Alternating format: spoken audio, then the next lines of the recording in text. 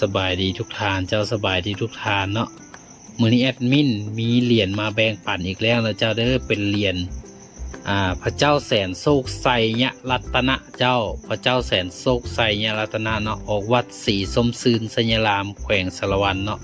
สร้างปีพศ2564เจ้าเหรียญนี้มีกองเดิมเจ้าคือกองกำมะหยี่งามๆแบบนี้เลยเนาะนี่คือเหรียญเนื้อเงินบริสุทธิ์เจ้า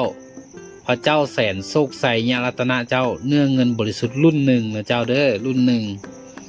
รุ่นเมตตามหานิยมเจ้าเบิ่งด้านหน้าก่อนเด้อก่อนไปเบิ่งด้านหลังเจ้าโอ้โหงามอีกแล้วนี่คือเนื้อเงินบริสุทธิ์เด้อเจ้าเด้อใบหน้าคมกิ๊บเลยเจ้าเหรียญรุ่นหนึ่งพระเจ้าแสนโศกไสยรัตนะอันนี้คือเนื้อเงินบริสุทธิ์เจ้ามาเบิ่งด้านหลังเล่มกับเบอร์52โอ้โหรุ่นเมตตามหานิยมเจ้ายันด้านกลางจะเป็นเขาเอิ้นยันอย่างพระเจ้าหาพระองค์เนาะพระเจ้าหาพระองค์เมตตามหานิยมโอ้โหวัด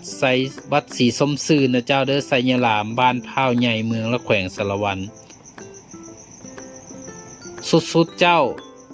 ถือว่าเหรียญเป็นเหรียญเนื้อเงินบริสุทธิ์งามสุดเจ้าพร้อมขอบทองจับเพชรแบบนี้นะเจ้าเด้อท่านใดสนใจบูชาเหรียญนี้เนาะทักขอความหรือว่าเบอร์แรบที่ขึ้นตามหน้าเฟซเลยเจ้า